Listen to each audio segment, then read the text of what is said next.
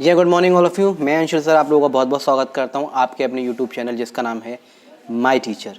YouTube पे हमारा channel है माई टीचर स्टडी प्लेटफॉर्म के नाम से, जिस पर बहुत सारी क्लासेस हो रही हैं 3rd से लेकर 10th क्लास तक की। वेरियस टाइप्स ऑफ सब्जेक्ट्स पढ़ाए जा रहे हैं। मैथ्स की प्लेलिस्ट बनी हुई है, साइंस की अब चल रही है 3rd से लेकर 10th क्लास तक साइंस पढ़ाई जाएगी, NCERT बेस है। उसके अलावा CBSE NCERT में चल रही है। और सबसे अच्छी बात ये बाइलिंगुअल क्लासेस हैं, इंग्लिश मीडियम हो चाहे हिंदी मीडियम हो, दोनों ही बच्चे आराम से पढ़ सकते हैं। और जो अलीगढ़ मुस्लिम यूनिवर्सिटी की तैयारी कर रहा है जो फिर या फिर कोई कंपटीशन की तैयारी कर रहा है तो वहाँ NCERT आती है। खास करके जो क्लास 9th AMU एंट्रेंस की तैयारी कर रहा है उसमें क्लास 8th का NCERT से भर भर के क्वेश्चन आते हैं, सारा सिलेबस वही रहता है, तो आप पढ़ सकते हैं आराम से। कोई कंपटीशन की तैयारी कर रहा है तो उसे तो जो NCERT पढ़नी ही पढ़नी है, तो हर टाइप्स ऑफ स्टूडेंट्स को ये बेनिफिट होगा। चैप्टर एक्सप्लेनेशन है ये, तो वीडियो थोड़ी बड़ी हो जाती है, तो आप जो है ये ना कहें कि वीडियो बहुत बड़ी है। मैं एन्जॉयमेंट के साथ आराम से पढ़ाता हूँ, कंसेप्ट क्लियर करते हुए, ताकि आपको कंसेप्ट क्लियर हो जाए। जो टॉपिक्स अगर 1-2 टॉपिक्स में रह जाएगा तो वो शॉर्ट्स नोट्स में मैं डाल दूंगा, क्योंकि मैं 3rd to 10th जो क्या कर रहा हूँ NCERT बाय चैप्टर एक्सप्लेनेशन भी कर रहा हूँ, और साथ के साथ आपको शॉर्ट्स नोट्स भी प्लेलिस्ट बना दी है मैंने, वो भी आपको मिल जाएंगी शॉर्ट नोट्स में, जिसमें डेफिनेशन होती है छोटी छोटी, वो आपको डायरेक्टली मिल जाएंगी। इसमें आपको चैप्टर एक्सप्लेनेशन हो जाएगा, चैप्टर समझ लेंगे, और वहाँ आप जो है शॉर्ट नोट से डेफिनेशन वगैरह क्वेश्चन आंसर आप लगा लेंगे इजीली, और सॉल्यूशन भी आपको मिल जाएंगे। तो चलिए स्टार्ट करते हैं। तो आज आपका चैप्टर है NCERT क्लास 8th का, जो कि AMU क्लास एंट्रेंस में भी काम आएगा 9th के, और जो एकेडमिक हैं जो स्कूल के बच्चे पढ़ रहे हैं उनके बुक में तो है ही है। सारा कंटेंट लिया हुआ है NCERT CBSE बेस्ड भी, और जो प्राइवेट बुक स्कूल में चल रही हैं वो सारा कंटेंट लेके मैंने एक में प्रेजेंटेशन बना दी है, और आपको आराम से एक्सप्लेनेशन कर देंगे। देखिए चैप्टर 4 है कंबस्टन एंड फ्लेम। तो सबसे पहले हमें ये पता करना जरूरी है कि कंबस्टन क्या होता है, फ्लेम। चैप्टर का नेम हमें पता होनी चाहिए कि हम पढ़ने क्या वाले हैं।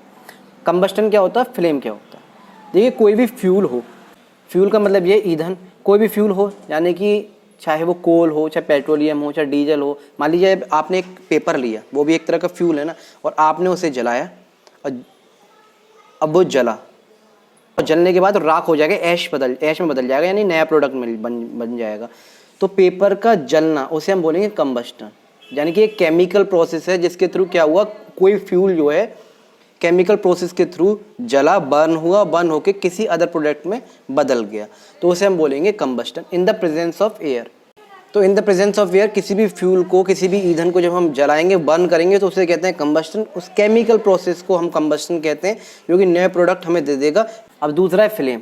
अब हमने जो फ्यूल को जलाया वो किस तरह से जला, जैसे कि मान लीजिए कोयला में जो फ्लेम नहीं, फ्लेम का मतलब होता है लो ज्योति जो होती है। जैसे आप चिरागी वगैरह जलाते हैं मंदिर में, तो लो आपने देखा हो, कैंडल जलाते हैं, कैंडल की क्या होती है, फ्लेम की तरह जलता है। तो वो जो देखिए कैंडल भी एक फ्यूल है, तो वो जो जल रही है, कंबस्ट हो रहा है, उसमें भी केमिकल प्रोसेस हो रहा है। In the presence of heat जो है क्या हो रहा है, वो कैंडल बर्न कर रही है, तो वो कंबस्टन हो रहा है वहाँ पर। लेकिन उसमें से हीट जो प्रोड्यूस हो रही है, हीट और लाइट जो प्रोड्यूस हो रही है, वो कैसे प्रोड्यूस हो रही है, फ्लेम के द्वारा, तो हो गई फ्लेम। तो वही चीज़ हम पढ़ेंगे, दहन और लपटे। कंबस्टन हुआ, बर्न हुआ, तो विद फ्लेम हुआ या विदाउट फ्लेम हुआ, ये चीज़ हम इसमें पढ़ेंगे। तो नेक्स्ट स्लाइड पे हम चलते हैं। कंबस्टन फ्लेम जैसे कि आपको दे रखा है, देखिए तो इस स्लाइड में आप देख सकते हैं कंबस्टन हो रहा है, यानी कि जल रहा है कोई भी फ्यूल, यानी बर्न हो रहा है, ज्वलन हो रहा है, और उसके साथ साथ फ्लेम प्रोड्यूस हो रही है। और नीचे दो में ऊपर आप देख सकते हैं एक मैच स्टिक जल रही है, उसमें फ्लेम प्रोड्यूस हो रही है। इधर LPG गैस जो होती है, हमारी गैस जो होती है बर्न करती है, देखिए उसमें से फ्लेम हो रही है। लेकिन इधर कोयला है, उसमें सिर्फ क्या होता है, कंबस्टन हो रहा है कोयले का, कोल का, लेकिन जो क्या होता है, फ्लेम नहीं निकल रहा है। तो इसी के बारे में पढ़ेंगे कि किसी को फ्यूल को जब हम जलाते हैं, बर्न करते हैं, केमिकल प्रोसेस होता है, एक नया प्रोडक्ट हमें मिलता है, जिसे हम कंबस्टन कहते हैं। और कभी कभी कंबस्टन क्या होता है, फ्लेम प्रोड्यूस करता है, तो वो फ्लेम किस तरह का होता है उसके बारे में हम पढ़ेंगे। तो class 8 chapter 4 combustion and flame, इसमें कंटेंट दे रखा है आपको, व्हाट इज कंबस्टन, दहन क्या होता है। बाइलिंगुअल क्लासेस है, हिंदी मीडियम का बच्चा हो चाहे इंग्लिश मीडियम का बच्चा हो, आराम से मजे से पढ़ सकता है एंजॉयमेंट के साथ, किसी को भी कोई भी दिक्कत या परेशानी नहीं होगी। हाउ डू कंट्रोल फायर, अगर आग लग जाती है, देखिए कंबस्टन है यानी बर्निंग का प्रोसेस हो रहा है, तो अगर कहीं आसपास इर्द गिर्द इन्वायरमेंट में आग लग जाती है तो किस तरह से हम उस पर काबू करेंगे, बुझाएंगे। और क्या पढ़ेंगे, टाइप्स ऑफ कंबस्टन, कंबस्टन कितने तरह के होते हैं, जो भाई ये बर्न हो रहा है वो कितनी तरह से जल सकता है। आग लगती है तो कई तरह से लगती है। फ्लेम यानी कि लौ जो होती है, ज्योति जिसे कहते हैं, वो स्ट्रक्चर ऑफ फ्लेम, फ्लेम का स्ट्रक्चर क्या होता है, व्हाट इज़ फ्यूल, फ्यूल क्या होता है, फ्यूल एफिशिएंसी क्या होता है। ये सर मैंने शॉर्ट्स नोट्स में भी आपको दे रखे हैं, शॉर्ट्स में कराए हुए हैं। तो ये 5-6 टॉपिक्स हैं जो हम पढ़ेंगे इसमें, ये चैप्टर में कंबस्शन फ्लेम में। अब पढ़ते हैं इंट्रोडक्शन यानी परिचय ले लेते हैं। क्या, we use different kinds of fuel for various purpose at home. अपने घर पर या फिर एनवायरनमेंट में हमें इंडस्ट्रीज़ में बहुत सारे डेली पर्पस पे हमें क्या होता है, ज़रूरत पड़ती है फ्यूल की। In industry and for running automobiles, और व्हीकल्स वगैरह होते हैं उन्हें भी चलाने के लिए फ्यूल की आवश्यकता होती है। हम घर में, उद्योग में और ऑटोमोबाइल चलाने के लिए विभिन्न प्रकार के ईंधन का उपयोग करते हैं। डिफरेंट टाइप्स ऑफ फ्यूल की हमें ज़रूरत पड़ती है, जैसे पेट्रोल हो गया, डीजल हो गया, केरोसिन ऑयल हो गया, ठीक है, और कैंडल हो गई, बहुत सारी अलग अलग तरह की ज़रूरत पड़ती है। जैसे कि आपको साइड में दे रखा भी है, कोल दे रखा है। The material which produce heat energy on burning in air called fuels. Fuels उन्हें कहते हैं जो एनर्जी देती है, दूसरी बात हीट प्रोड्यूस करती है, जिसके द्वारा हमें हीट भी मिल जाती है और साथ साथ हमें लाइटनिंग भी मिल जाती है, लाइट भी मिल जाती है। वह पदार्थ जो वायु में जलने पर यानी in the presence of air यानी in the presence of oxygen, indirectly आप ये कह सकते हैं, जलने पर ऊष्मा ऊर्जा उत्पन्न करते हैं, ईंधन कहलाते हैं। उन्हें हम क्या कहते हैं, ईंधन कहते हैं। अब इसमें दूसरी साइड में आपको दे रखा है, ये बताना है आप फ्लेम और नॉट, लॉ है या नहीं। जैसे कि सम सब्सटेंस वन विद अ फ्लेम, जैसे कि मैंने अभी आपको बताया, कुछ सब्सटेंस जो होते हैं, कुछ फ्यूल जो होते हैं, वो क्या होते हैं, फ्लेम के साथ जलते हैं और कभी कभी नहीं भी जलते। जैसे कि सम सब्सटेंस वन with a flame where some do not, कुछ पदार्थ ज्वाला से जलते हैं जबकि कुछ नहीं। एग्जाम्पल के तौर पर हम देख सकते हैं candles Burns with a flame, जब हम मोमबत्ती को जलाएंगे तो फ्लेम के साथ वो जलेगी, फ्लेम यानी लौ के साथ जलेगी, जैसे कि आपको दिखाई दे रहा है साइड में। वेयरएज कोल डज नॉट, जबकि कोयला को अगर आप जलाएंगे, आपने देखा भी होगा जलते हुए, जो भुट्टा वगैरह आपने सेकते हुए देखा होगा भुट्टे को, तो कोयले पे करते हैं। प्रेस को आपने कभी देखा होगा, तो प्रेस, लोहे की प्रेस जो होती है, कभी कराई होगी आपने, तो कोयला उसमें पड़ा रहता है। तो क्या होता है, उसमें फ्लेम के साथ वो बर्न नहीं होता है, कंबस्टन नहीं होता है उसका। तो मोमबत्ती लौ के साथ जलती है जबकि कोयला नहीं जलता। Combustion and its types, combustion क्या है और इसके टाइप्स क्या है, ये सब हम जानेंगे। व्हाट इज कंबस्टन, दहन क्या है, दहन यानी किसी भी चीज़ का जलना, एक केमिकल प्रोसेस होता है, या chemical process in which a substance reacts with oxygen to give off heat and light is called combustion. Combustion एक केमिकल प्रोसेस है in the presence of heat, जो कि हमें हीट प्रोड्यूस करता है। जलता कैसे है, केमिकल रिएक्शन है एक तरह का, जो कि क्या होता है, ऑक्सीजन में रिएक्ट करके जो है जलता है। The burning of would is an example of combustion, लकड़ी का जलना कंबस्टन का एक एग्जाम्पल है। जैसे कि एक साइड में आपको स्टिक दिख रही है, मैच स्टिक, वो भी वुड की होती है, वो जल रही है एक तरह से, वो भी क्या है, कंबस्टन का जो एग्जाम्पल है। और सिर्फ जलती कैसे, विद फ्लेम जलती है। वह रासायनिक प्रक्रिया जिसमें कोई पदार्थ ऑक्सीजन के साथ प्रक्रिया करके ऊष्मा और प्रकाश छोड़ता है, वह दहन कहलाती है। लकड़ी जलाना दहन का एक उदाहरण है। अब देखिए, कंबस्टन करने के लिए हमें 3 चीज़ की ज़रूरत पड़ती है। पहला है फ्यूल, ठीक है, ईंधन। दूसरा है ऑक्सीजन, और ऑक्सीजन के साथ क्या होगा, उसमें हीट प्रोड्यूस होगी। अगर इन तीनों में से हम किसी भी एक चीज़ को हम जो गायब कर दें, तो आग पर जो है कंट्रोल किया जा सकता है, फायर को जो कंट्रोल किया जा सकता है। मान लो आग लग रही है, आप ऑक्सीजन की सप्लाई को रोक दीजिए, ठीक है, या फिर जो बढ़ती हुई आग बहुत तेज जल रही है, आप उस आग को रोक लीजिए, या फिर जिस फ्यूल की वजह से आग लग रही है, आप उस फ्यूल पर कंट्रोल कर लें। तो इन तीनों में से किसी पे भी अगर आप कंट्रोल कर लेंगे, तो आग जो है बुझ जाएगी आराम से। कंबस्टन प्रोसेस को हम रोक सकते हैं, तो याद रखिएगा। आगे हम चलेंगे कंबस्टन इट्स टाइप में। व्हाट इज कंबस्टन देखा, एक और बार दोबारा से दूसरी डेफिनेशन देख लेते हैं। The process of production of heat, heat का प्रोड्यूस होना, और लाइट जो है, हीट जलती हुई क्या देती है, प्रोड्यूस करती है, लाइट देती है। साथ ही साथ the burning of combustible substance, combustible substance कौन से होते हैं, जो कि प्रोसेस करते हैं और जो हीट प्रोड्यूस करते हैं। Burning of a combustible substance in the presence of air is called combustion. Combustible substance वो होते हैं जो कि कंबस्टन में प्रोसेस में हेल्प करते हैं। Example, magnesium burns to form magnesium oxide to produce a dazzling white flame and a large amount of heat energy. जैसे कि आप मैग्नीशियम की एक रिबन लीजिए, ठीक है, उसे किसी से पकड़ लीजिए, और जैसे आप उसे जलाएंगे तो आप देखेंगे फुलझड़ी की तरह white white white white white white white flame, dazzling flame जो उस पर आपको दिखाई देगी, जैसे कि फुलझड़ी जलती है। तो दहन क्या है, वायु की उपस्थिति में किसी ज्वलनशील पदार्थ को जलाने को ऊष्मा का प्रकाश उत्पन्न कहते हैं कि प्रक्रिया दहन कहलाती है। जैसे मैग्नीशियम को आप जलाएं और आप क्या देखेंगे, उसमें एक चमकदार सफ़ेद लौ और बड़ी मात्रा में ऊष्मा पैदा हो रही होगी। इसमें एक सफ़ेद लौ आपको दिखाई देगी, मैग्नीशियम रिबन को अगर आप जलाएंगे तो वो भी क्या है, कंबस्टन का क्या है, एग्जाम्पल है। कंबस्टन इन इस टाइप में आगे देखेंगे दो तरह के कंबस्टन दिए गए हैं, एक कंबस्टिबल और एक नॉन कंबस्टिबल। जो कंबस्टिबल सब्सटेंस होते हैं वो कंबस्टन में प्रोसेस में हेल्प करते हैं, नॉन कंबस्टिबल नहीं करते। Substance which is easily catch fire, जो कि बहुत ही आसानी से जो आग को कैच कर ले, वो कंबस्टिबल सब्सटेंस होते हैं, सच एज पेपर हो गया, कोल हो गया एंड वुड, कागज़ हो गया, कोल लकड़ी हो गया और क्या हो गया, कोयला हो गया। ये आसानी से जो है क्या हो, आग को पकड़ लेते हैं। जो पदार्थ आसानी से आग पकड़ लेते हैं वे दहनशील पदार्थ होते हैं, जैसे कागज़, कोयला और लकड़ी। Substance which do not catch fire, कुछ सब्सटेंस ऐसे होते हैं जो कि इजीली जो है कैच फायर नहीं करते, आग को नहीं पकड़ते। रैपिडली नॉन कंबस्टिबल सब्सटेंस, जब भी पकड़ते ही नहीं हैं बिल्कुल, सच एज जैसे कि सैंड हो गया, वाटर हो गया और ग्लास, कांच हो गया, सैंड हो गया मिट्टी, स्टोन हो गया और क्या हो गया, ग्लास हो गया, कांच हो गया। ये आग नहीं पकड़ते। मैं एक किसी गिलास को लूँ, उसमें आग लगाऊँ, लग जाएगी, नहीं लगेगी। अरे मैं पत्थर को लूँ, पत्थर में आग लगाऊँ, लग जाएगी, नहीं लगेगी। हाँ, वो स्टोन अगर कोल टाइप का है तो लग जाएगी, लेकिन खाली पत्थर पे अगर लेंगे तो उसमें आग नहीं लगेगी।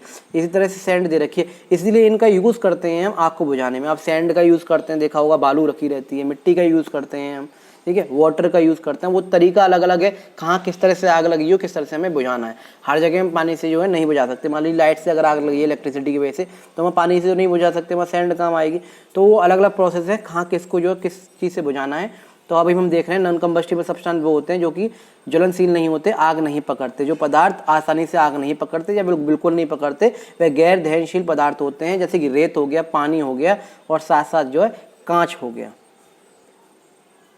जैसे कि स्लाइड में आप देख रखे, सब्सटेंस को दो पार्ट में डिवाइड किया गया, एक कंबस्टिबल और एक नॉन कंबस्टिबल। कंबस्टिबल के एग्जांपल है वुड हो गया, पेपर हो गया, केरोसिन हो गया, मैग्नीशियम हो गया, ऑयल हो गया, चारकोल हो गया, पेट्रोलियम। बहुत सारे ऐसे प्रोडक्ट होते हैं, बहुत सारे फ्यूल होते हैं, ऐसे कंबस्टिबल सब्सटेंस होते हैं जो कि आग पकड़ लेते हैं आसानी से। हाँ, वो बात अलग है कौन सा फ्लेम जो प्रोड्यूस करेगा, कौन सा नहीं करेगा, वो चीज़ अलग रही। लेकिन आग पकड़ना और ना पकड़ना, इसको दो पार्ट में हमने बांटा गया। कंबस्टन प्रोसेस में कौन कौन हेल्प करता है, तो जो हेल्प करते हैं वो कंबस्टिबल सब्सटेंस है, और जो नहीं करेगा वो नॉन कंबस्टिबल सब्सटेंस है। नॉन कंबस्टिबल में आयरन हो गया, लोहा हो गया, आयरन नेल्स हो गए, स्टोन पीस, पत्थर के टुकड़े हो गए, ग्लास हो गए, ये सारे जो है नॉन कंबस्टिबल सब्सटेंस हैं। अब इसमें एक एक्टिविटी दे रखी है, देखिए, सपोर्टर ऑफ कंबस्टन। कंबस्टन अगर प्रोसेस हमें करना है, केमिकल प्रोसेस को, तो तीन चीज़ जरूरी थी, मैंने बताया था। सबसे पहला है in the presence of air. Air बहुत ज़रूरी है, without air the fire can not work.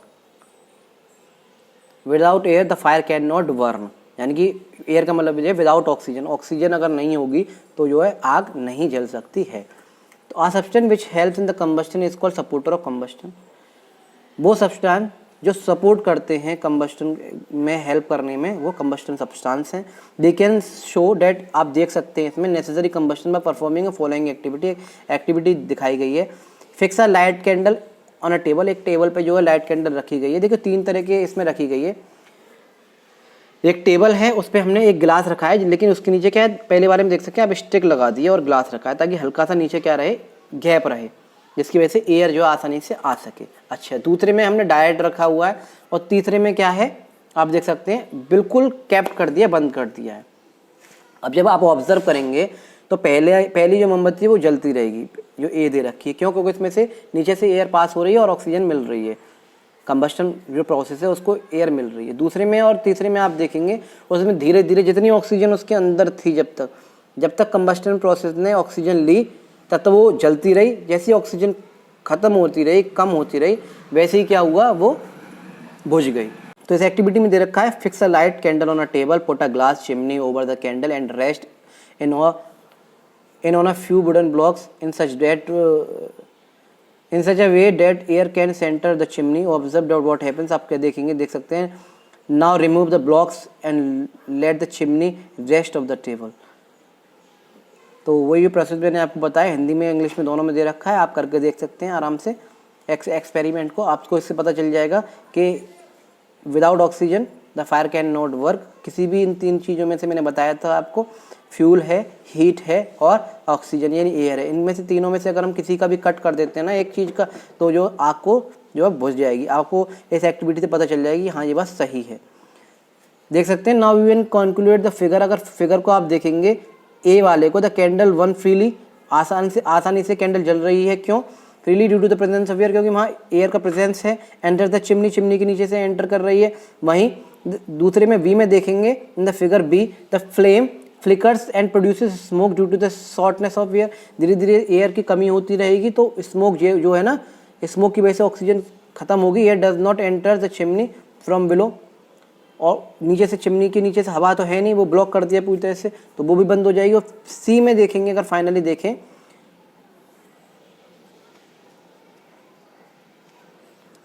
the finally goes the of stop burning because air is not available, so we cannot conclude that air is necessary for burning। तो हम ये पता चल गया इस एक्टिविटी से कि without air the fire can not work. तो बिना हवा के फायर जो है वर्न नहीं हो सकती, बिना ऑक्सीजन के।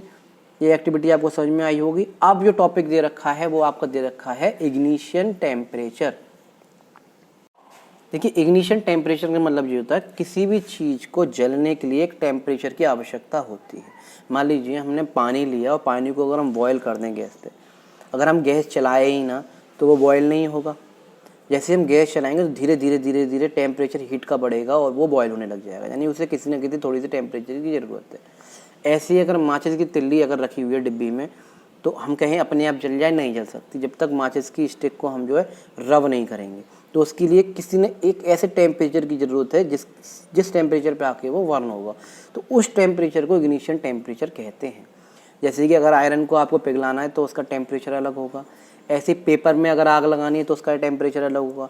लकड़ी में अगर आपको आग लगानी है, वर्न करना है, कंबस्टन प्रोसेस करना है, केमिकल प्रोसेस कंबस्टन का, तो उसका इग्निशन टेम्परेचर अलग होगा। तो उसे हम कहते हैं इग्निशन टेम्परेचर, कि किस टेम्परेचर पे आके वो सब्सटेंस, वो फ्यूल्स जो है क्या होगा, कंबस्ट होना शुरू होगा, जलना शुरू होगा। तो उसी को हम इग्निशन टेम्परेचर कहते हैं, इग्निशन तापमान कहते हैं। Before a substance catches fire and start burn, it must be heated a certain minimum temperature while supplying of heat. The lowest temperature which a substance catches fire and starts burning is called ignition temperature. Example, pieces of paper does not burn at room temperature. अगर कुछ कागज़ के टुकड़े हम लें ऐसे करके और रख दें प्लेट में करके और कहें ये जल जाएगा कमरे में रख के, नहीं जल सकता, because its ignition temperature is major higher than the room temperature. क्योंकि अभी पेपर का जो टेम्परेचर है ना, वो रूम टेम्परेचर से जो है क्या है, हाइगर है। लेकिन इससे पहले कि इग्निशन तापमान हिंदी में, इससे पहले कि कोई पदार्थ आप पकड़ ले और जलने लगे, उसे ऊष्मा देकर एक निश्चित न्यूनतम तापमान तक गर्म करना चाहिए। ये न्यूनतम तापमान जिस पर कोई पदार्थ आग पकड़ लेता है, ऐसा तापमान जिस तापमान पे आके क्या होता है, पदार्थ आग पकड़ लेता है, उसका ज्वलन तापमान कहा जाता है। जैसे कागज़ का एक टुकड़ा कमरे के तापमान पर नहीं जला, जैसे कागज़ का एक टुकड़ा कमरे के तापमान पर नहीं जलता क्योंकि इसका ज्वलन तापमान कमरे के तापमान से बहुत कम है। तो ये आप समझ सकते हैं इग्निशन टेम्परेचर के बारे में, आप समझे। अब आपको दे रखा है हिस्ट्री ऑफ मैचस्टिक, माचिस के बारे में पढ़ते हैं। वैसे शायद एनसीईआरटी में शायद ये टॉपिक नहीं है, लेकिन क्या है ना, कुछ प्राइवेट बुक्स में है, तो मैंने सारा कंटेंट आपको जो प्रोवाइड करा दिया ताकि आपको दिक्कत ना हो अगर कोई पूछे भी तो। और नॉलेज के तौर पर आप पढ़ सकते हैं, फ्री ऑफ कॉस्ट है। बस आपसे हाथ जोड़कर मेरा इतना अनुरोध है, आप ज़्यादा से ज़्यादा शेयर करें। और जिसको बाकी में इन वीडियोस की ज़रूरत है, जिसके पास स्टडी मटेरियल कम है या फिर इतना मनी अफोर्ड नहीं कर पा रहे हैं कि बाहर जाके कोचिंग्स ले सकें, तो उन तक इन वीडियोस को जरूर पहुंचाएं। फ्री ऑफ कॉस्ट वो भी इंजॉय कर लेंगे स्टडी को और गेन कर लेंगे कुछ नॉलेज को। शेयरिंग इज केयरिंग, ज्ञान बांटने से बढ़ता है, आप भी बांटिए। द हिस्ट्री ऑफ मैचस्टिक, माचिस की तीली का इतिहास। The history of matchstick is very old. More than 5000 year ago small pieces of pine would dipped in sulphur, छोटी छोटी जो स्टिक्स होती हैं पाइन वुड की, उन्हें जो है सल्फर में डिप्ड किया गया। Were used as matches in ancient Egypt, ancient Egypt में ऐसे करके माचिस क्या होती थी, यूज़ की जाती थी। लकड़ी के छोटे छोटे पीस करके सल्फर में जो है डबो लेते थे। The modern safety match was developed only about 200 years है। वो जो अभी आप मैच स्टिक देख रहे हैं वो अभी 200 साल पुरानी ही मैच स्टिक्स हैं। अ मिक्सचर ऑफ क्या है, antimony, trisulphide, potassium chlorate and white phosphorus with some glue, कुछ ग्लू के साथ, and starch was applied on the head of the match made of suitable board, अच्छे से वुड को देख के बनाई जाती है। When stuck against a rough surface white phosphorus got ignited due to the heat, जैसे ही उसको रफ सरफेस पे हम जो है क्या करते हैं, रब करते हैं, एक वाइट फॉस्फोरस से इग्निट हो जाता है to the heat and friction. Heat of friction, friction यानी कि रगड़ते हैं तो एक फ्रिक्शन फोर्स लगता है, जिसकी वजह से क्या होता है, फ्रिक्शन का मतलब क्या होता है, जब हम किसी भी दो सब्जेक्ट को हम रब करेंगे तो उसमें से हीट प्रोड्यूस होगी। Friction this started the combustion of match, तो जिसकी वजह से मैच स्टिक जो है जल जाती है। माचिस का इतिहास बहुत पुराना है। 5000 साल पहले से भी प्राचीन मिस्र में देवदार की लकड़ी के छोटे छोटे टुकड़ों में सल्फर डुबोकर माचिस की तरह इस्तेमाल किया जाता था। आधुनिक सेफ्टी माचिस मैच का विकास लगभग 200 साल पहले ही हुआ था। उपयुक्त लकड़ी से बने माचिस के सिर पर कुछ गोंद और स्टार्च के साथ एंटीमनी ट्राइसल्फाइड, पोटेशियम क्लोरेट और सफ़ेद फास्फोरस का मिश्रण लगाया जाता है। जब किसी खुरदरी सतह से टकराया गया तो घर्षण की वजह से, फ्रिक्शन की वजह से उसमें सफ़ेद फास्फोरस प्रज्वलित हो गया, इसे माचिस जलने लगी। इससे क्या हुआ, माचिस जो है जलने लगी। आगे देखें, However, white phosphorus proved to be dangerous both for the workers involved in the manufacturing of matches and for the user. कहा जाता है फॉस्फोरस दोनों ही लोगों के लिए डेंजर होता है, जो बनाते हैं और जो यूज़ करते हैं। These days the heat of safety match contains only antimony trisulfide, इसीलिए इस टाइम जो है सिर्फ और सिर्फ antimony trisulphide and potassium chlorate को यूज़ किया जा रहा है मैच स्टिक्स में। The rubbing surface has powered glass and little red phosphorus, और जो रफ सरफेस होता है मैच स्टिक बॉक्स पे, उस पर जो रेड फॉस्फोरस और जो है पावर्ड ग्लास जो है कोटिंग होती है, which is much less dangerous, जो कि कम डेंजर है आज के उसमें। When the match is struck against the rubbing surface and some red phosphorus gets converted into white phosphorus, this immediately reacts with potassium chlorate in the. हालांकि सफ़ेद phosphorus माचिस के निर्माण में शामिल श्रमिकों और उपयोगकर्ताओं दोनों के लिए खतरनाक साबित हुआ। जो कुछ एक्सीडेंट्स हुए मैच स्टिक की वजह से, इस वजह से जो कुछ चेंजेस लाए इसमें। आज का सुरक्षा माचिस के सिरे पे जो मैच स्टिक जो हेड होता है, केवल एंटीमनी ट्राइसल्फेट पोटेशियम क्लोरेट का ही जो है घोल लगाते हैं। रगड़ने वाली सतह होती है, उस पर कांच का पाउडर और थोड़ा सा लाल सल्फेट जो है लाल फॉस्फोरस लगाया जाता है, जो बहुत कम खतरनाक होता है। जबकि माचिस को रगड़ने वाली सतह पर मारा जाता है, उस पर माचिस को जैसे हम ऐसे रब करते हैं तो लाल फॉस्फोरस सफ़ेद फॉस्फोरस में परिवर्तित हो जाता है। जो उसमें फॉस्फोरस लगा रहता है लाल वाला मैच स्टिक्स में, वो जो वाइट फॉस्फोरस में बदल जाता है, उसको आपस में रिएक्ट होके ये तुरंत पोटेशियम क्लोरेट के साथ प्रतिक्रिया कर लेता है। तो मैच स्टिक में जो पोटेशियम क्लोरेट लग रहा है वो रेड फॉस्फोरस जो उस पर क्या कर लेता है, आपस में रिएक्ट कर लेता है। Matchsticks had to produce enough heat to ignite antimony trisulfide and start the combustion. जो मैचिस का हेड है उसमें इतना सफिशिएंट वो होता है जिसकी वजह से वो बर्न कर सकती है, कंबस्ट कर सकती है। माचिस की तिल्ली का स्थिर सिर एंटीमनी ट्राइसल्फेट को प्रज्वलित करने और दहन शुरू करने के लिए पर्याप्त गर्मी पैदा करते हैं। अब हम पढ़ेंगे आगे इनफ्लेमेबल सब्सटेंस क्या होते हैं। इनफ्लेमेबल सब्सटेंस किन्हें कहते हैं? The substance which have very low ignition point, जिनका इग्निशन टेम्परेचर बहुत कम होता है, and can catch fire very easily, और बड़े ही आसानी से जो आग को पकड़ लेते हैं। With a flame are called inflammable substance, और किसके साथ? फ्लेम के साथ, यानी ज्योति लॉ के साथ जो है एस कंबस्ट होगा, आग लगेगी, बर्न होंगे, केमिकल रिएक्शन होगा, लेकिन फ्लेम के साथ होगा, बड़ी आसानी से पकड़ लेते हैं। ज्वलनशील पदार्थ वे पदार्थ जिनका ज्वलन बिंदु बहुत कम होता है, जिसका इग्निशन टेम्परेचर जितना कम होगा वो जितनी जल्दी आग पकड़ेगी, और ज्वाला के साथ बहुत आसानी से आग पकड़ लेते हैं, ज्वलनशील पदार्थ कहलाते हैं। याद रखिएगा इसको। अब इसमें अगली स्लाइड में आपको दे रखा वर्किंग ऑफ मैच स्टिक, यानी कि आग यानी माचिस जो है किस तरह से वर्क करती है। देखिए, the main component of the bulb of a match stick is red phosphorus. Main जो है ना इसमें वो है रेड फॉस्फोरस, जो कि मैच स्टिक के बॉक्स पे जो है लगा रहता है। Which turns into white phosphorus on heating, जब हम उसे रफ करते हैं तो वाइट फॉस्फोरस में कन्वर्ट हो जाता है। माचिस की तिल्ली के बल्ब का मुख्य घटक जो है लाल फॉस्फोरस होता है, जो गर्म करने पर सफ़ेद फॉस्फोरस में बदल जाता है। White phosphorus spontaneously ignite thereby increasing temperature of the wooden stem of the ignition point and the match stick starts burning. सफ़ेद फॉस्फोरस स्वतः ही प्रज्वलित हो जाता है, जिससे लकड़ी के तने का तापमान ज्वलन बिंदु तक बढ़ जाता है और माचिस जलने लगती है। जैसे कि आप इसमें देख सकते हैं, सारा आपको दे रखा है किस तरह से फ्रिक्शन किसे कहते हैं। जब करते हैं तो हीट प्रोड्यूस होगी, दो ऑब्जेक्ट जब करेंगे इग्निशन टेम्परेचर कम होता है, रेड फॉस्फोरस वाइट फॉस्फोरस में बदल जाता है, दे रखा है इसमें साइड में। हल्का हल्का इस पर पाउडर का ग्लास पाउडर का जो जो होती है कोटिंग होती है, और उस पर आपको हेड पे मैंने बता दिया क्या क्या होता है। इसमें रिवीजन के लिए एक और बार मैंने जो ignition temperature, kindly temperature, ignition temperature दूसरा नाम काइंडली टेम्परेचर, दोनों को मैंने डाल दिया है, पहले ऊपर पढ़ चुके हैं वही चीज़ है। The lowest temperature at which substance catches fire it's called ignition temperature. वह न्यूनतम तापमान जिस पर कोई पदार्थ आग पकड़ता है उसका ज्वलन तापमान कहा जाता है। Ignition temperature of phosphorus, phosphorus का जो इग्निशन टेम्परेचर कितना होता है मैच स्टिक्स में जो होता है 35 डिग्री सेल्सियस पे वो जो है बर्न कर देता है। So unless phosphorus is heated 35 degree it will not catch fire. जब तक 35 डिग्री सेल्सियस तक टेम्परेचर नहीं आएगा वो क्या है, आग नहीं पकड़ेगी। However its temperature of air is 35 degree और more phosphorus will be catch fire without heating. हालांकि यदि हवा का तापमान 35 डिग्री सेल्सियस या अधिक है तो फॉस्फोरस बिना गर्म किए ही आग पकड़ लेता है। देखिए कोई भी प्रोडक्ट का रखा हुआ उस, और अगर वो उससे आप जो है क्या है ना, आग मत लगाइए उसमें।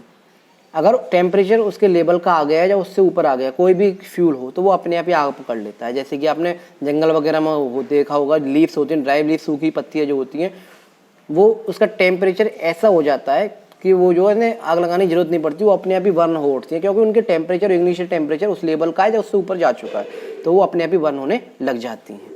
तो उसमें जो है ना हमें हीट प्रोड्यूस करने की ज़रूरत नहीं पड़ती। इग्निशन टेम्परेचर, डिफरेंट मटेरियल, विभिन्न सामग्रियों का ज्वलन तापमान दे रखा है। देखिए मटेरियल दे रखा है एक तरफ इग्निशन टेम्परेचर दे रखा है, कौन सा कितने टेम्परेचर पे जो बर्न होना शुरू हो जाता है, कंबस्ट होना शुरू हो जाता है।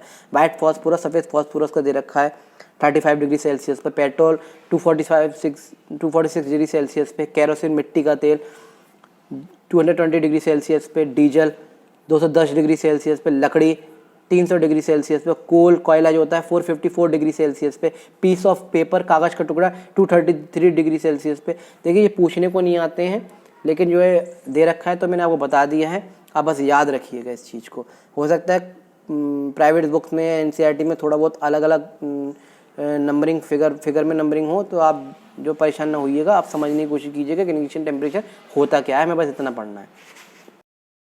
इनफ्लेमेबल सब्सटेंस अभी हमने हिंट में पढ़ा वहाँ पे, अब इसे थोड़ा सा डीपली देखते हैं। ज्वलनशील पदार्थ क्या होते हैं? द सब्सटेंस विच है very low ignition temperature low होता है, जो आसानी से जल जाते हैं, आसानी से फायर को कैच कर लेते हैं, तो इग्निशन टेम्परेचर कहते हैं। जैसे कि पेट्रोल हो गया, एल्कोहल हो गया, एलपीजी हो गया, etcetera have low ignition temperature.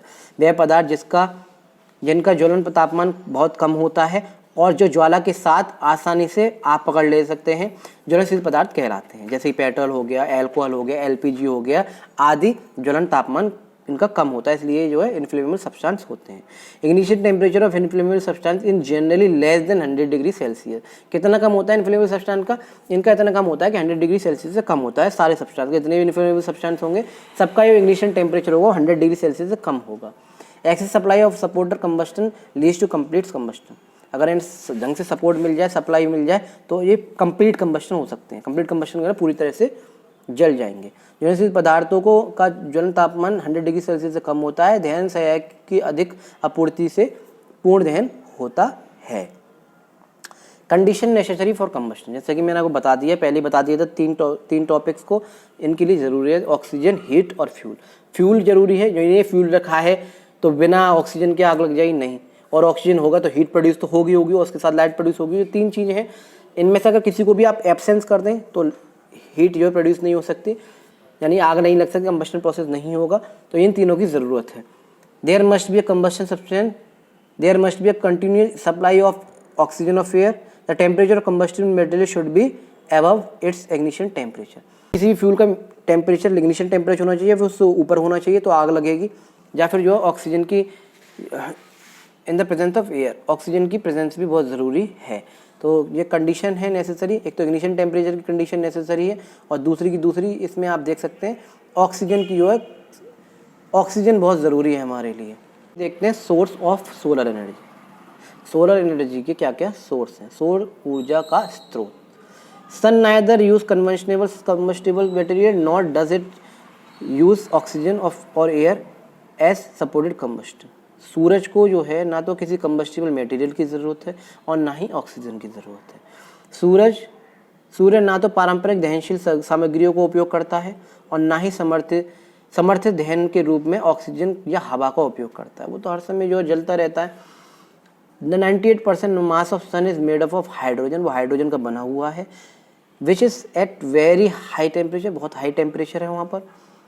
Eight high temperature hydrogen atoms fused in one another, इसकी वजह से हाई टेम्परेचर की वजह से, हाई हाइड्रोजन की वजह से, हाई एटम्स की वजह से वो आपस में जो है टकराते रहते हैं, जिसकी वजह से हीलियम एटम्स जो है प्रोड्यूस होते हैं, जिसकी वजह से क्या होता है, आग जो है वहाँ कंबस्टन जो है काम करता है एक तरह से। इस उच्च तापमान पर हाइड्रोजन परमाणु एक दूसरे से जुड़कर हीलियम परमाणु जो है बनाते हैं। एक दूसरे से हाइड्रोजन एटम्स जो होते हैं, परमाणु जो होते हैं, बन के क्या होता है, हीलियम एटम्स को जो है बनाते हैं, जिसकी वजह से वर्क करता है। टाइप्स ऑफ कंबस्टन, जब आग लगती है यानी बर्न हो रही है, अगर कोई भी फ्यूल बर्न हो रहा है, कंबस्ट हो रहा है, केमिकल प्रोसेस हो रहा है, तो उसे 3 पार्ट में हमने जो बांटा है। कौन कौन से,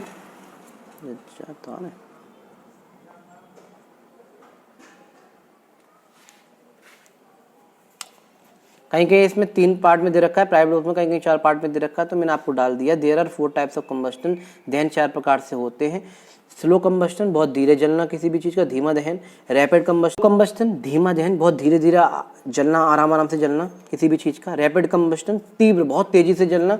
स्पॉन्टेनियस कंबस्टन यानी कि स्वयं में जल उठना, अचानक से जल उठना, यानी बहुत तेज़ी से जो है जल उठना। एक्सप्लोसिव कंबस्टन यानी विस्फोट के साथ जो है जलना, एक्सप्लोजन के साथ जलना। अब हम इसमें देखेंगे स्लो कंबस्टन यानी धीमा दहन जो दे रखा है मैंने, कंबस्टिबल मटेरियल वन at slow moderate rate, it is called a slow combustion, जो सेम स्पीड पे आराम से मॉडरेटली जलता रहता है। जब कोई ज्वलनशील पदार्थ धीमी या मध्यम दर से जलता है तो उसे धीमा दहन कहा जाता है। During slow combustion there is no sufficient supply of air, आराम से जो है एयर उसे मिलती रहती है, the combustion is never completed.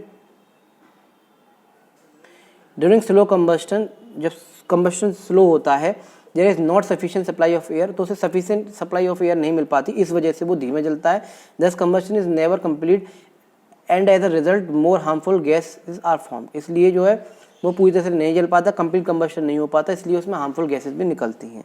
धीमी गति से दहन करने के दौरान हवा की पर्याप्त आपूर्ति नहीं होती है, इस प्रकार दहन कभी पूरा नहीं होता और परिणाम स्वरूप अधिक या हानिकारक गैसें बनती हैं। जैसे एग्जाम्पल आप देख सकते हैं काऊ डंग केक्स, जो कि गाय या भैंस के कंडे जो होते हैं उनमें जो कंबस्टन होता है, वो जो जलते हैं वो पूरी तरह से बहुत धीरे धीरे आपने दे रखा होगा, कोयल जो कंडे होते हैं वो धीरे धीरे आप पकड़ते हैं, जलते हैं और कहीं कहीं वो रह भी जाते हैं। जैसे वुड हो गया, लकड़ी हो गया, लकड़ी को आप जला दो, वो धीरे धीरे धुआं देते हुए जलती रहेगी, धुआं देते हुए जलती रहेगी, धीरे धीरे उसमें क्या होता है, एयर सप्लाई थोड़ा कम मिलता है। केरोसिन ऑयल लैम्प, केरोसिन का ऑयल, जो केरोसिन की से हम जो लालटेन जलाते हैं घर में पहले जलाया करते थे, उसमें तो एयर ऑक्सीजन की थोड़ी सप्लाई कम होती है, वो धीरे धीरे जो जलते हैं, इसकी वजह से वो इनकम्प्लीट कंबस्टन होते हैं। अब है हमारा रैपिड कंबस्टन। रैपिड कंबस्टन का मतलब होता है तीव्र दहन, तेजी से जलना। When a combustible material generally gas burns rapidly to produce heat and light, तेजी से जलते हैं और हीट और लाइट प्रोड्यूस करते हैं, it is called a rapid combustion. Example के हमारे घर में जो एलपीजी होती है, सीएनजी होते हैं, मैग्नीशियम रिबन को आप जला के देख सकते हैं, मैच स्टिक माचिस को आप जला के देख सकते हैं, या फिर ड्राई ग्रास जो सूखी घास जो होती है उसे जला के देख सकते हैं। बड़ी ही तेजी से जो आग जल पकड़ लेती है और जलने लग जाती हैं। जब कोई दहनशील पदार्थ, आमतौर पर गैस, तेजी से जलकर गर्मी और प्रकाश पैदा करते हैं तो उसे तीव्र दहन कहा जाता है, जैसे कि एलपीजी हो गया, सीएनजी हो गया, मैग्नीशियम रिबन हो गया, माचिस की तिल्ली हो गई, सूखी घास हो गई। ड्यूरिंग रैपिड कंबस्टन के दौरान हवा की पर्याप्त आपूर्ति होती है और इसलिए पूरा हो जाता है। इसमें आसानी से हमें एयर सप्लाई मिलती है, ऑक्सीजन मिलती है, इसलिए क्या होता है, कंप्लीट कंबस्टन कहते हैं। याद रखिएगा, स्लो कंबस्टन जो है कंप्लीट कंबस्टन नहीं होता, रैपिड कंबस्टन कंप्लीट कंबस्टन होता है। स्पॉन्टेनियस कंबस्टन का मतलब ये होता है अचानक से जल उठना, स्वयं में अपना जलना उठना, इतना टेम्परेचर अचानक से मिल जाता है ना, वो अपने आप जल उठते हैं। जैसे कि the combustion in which a material suddenly burst into flames without the application of any apparent cause is called, किसी बिना किसी सपोर्ट के। Spontaneous combustion that occurs without the aid of any external heat is known as spontaneous combustion। वह दहन जिसमें कोई पदार्थ बिना किसी स्पष्ट कारण के अचानक ही आग की लपटों में बदल जाता है, स्वतः स्फूर्त दहन कहलाता है। जो दहन किसी बाहरी ताप की सहायता से बिना होता है, किसी बाहरी ताप की सहायता के बिना होता है और उसे स्वतः ही जो है दहन होने लग जाता है, स्वतः ही जल उठता है। When a small piece of phosphorus और sodium is kept in air, अब थोड़े से आप स्मॉल क्या करें, पीस फॉस्फोरस के और क्या कहते हैं सोडियम के लेंगे, इन केप्ट एयर, और उसे हवा में ऐसे ही रख देंगे आप, तो आप देखेंगे जैसे रूम टेम्परेचर पे आके वो अपने आप ही बस्ट होगा, अपने आप ही जलने लग जाता है। जब फास्फोरस या सोडियम एक छोटा टुकड़ा कुछ देर के लिए हवा में आप रख दें तो वह अचानक आग की ओर क्या होता है, लपट जो है छूट जाती है, उसकी जलने लगता है। आपने देखा होगा, आपके अगर कभी ये ढोंगी बाबा वगैरह आते हैं तो क्या करते हैं, ऐसे करके लेते हैं, वो करते हैं और आपके ऊपर उतारेंगे, हाथ में फास्फोरस और वो होता है, चावल वावल में मिला लेते हैं और आपने देखा होगा ऐसे करके करते हैं। जैसे ऐसे रखेंगे उसे तो क्या होता है, हवा में आके अचानक जो जलने लग जाता है और आपको लगता है कि अरे ये क्या जहाँ में है, या कोई नेगेटिव जो है क्या है, कुछ हमारे यहाँ नेगेटिविटी वगैरह है, तो हम डर जाते हैं। तो साइंस से हर जगह आप जो इन चीज़ों में जो अगर विश्वास करते हैं तो ज़रा ध्यान से विश्वास किया कीजिए। These material initially from their oxides and produce heat energy which increase the temperature above initial temperature and they suddenly burns it into flames। अचानक से वो क्या हो, फ्लेम में जलने लग जाते हैं। आपने साइड में दे रखा होगा, देखिए ये सामग्री शुरू में अपने ऑक्साइड बनाती है। पहले तो शुरुआत में रूम टेम्परेचर से उसमें जो एयर होती है उससे ऑक्साइड बनाती है, उसमें ऊर्जा उत्पन्न करती है, जिससे तापमान ज्वलन तापमान में से ऊपर बढ़ जाता है। इसकी वजह से इनिशियल टेम्परेचर उसका बढ़ जाता है और वो अपने आप ही अचानक आग बंद में बदल जाती है। फॉरेस्ट फायर और also the result of spontaneous combustion, जैसे कि आपको मैंने बताया ड्राई लीव्स की वजह से फॉरेस्ट में अचानक से आग लग जाना, वो भी स्पॉन्टेनियस कंबस्टन का एक एग्जांपल है। Because there is combustible material, क्योंकि वहाँ कंबस्टिबल मटेरियल तो है लेकिन उसे हम जो है क्या कर रहे हैं, सपोर्ट नहीं दे रहे हैं। A supporter of combustion and the right ignition temperature, वो इग्निशन टेम्परेचर की वजह से जो क्या होता है अपने आप ही जलते हैं, वहाँ कोई जलाने नहीं जाता है। जंगल की आग भी स्वतः स्फूर्त दहन की परिणाम है, क्योंकि इसमें एक ज्वलनशील पदार्थ दहन का समर्थक और इसमें एक ज्वलनशील पदार्थ दहन का समर्थक और सही जलन तापमान होता है।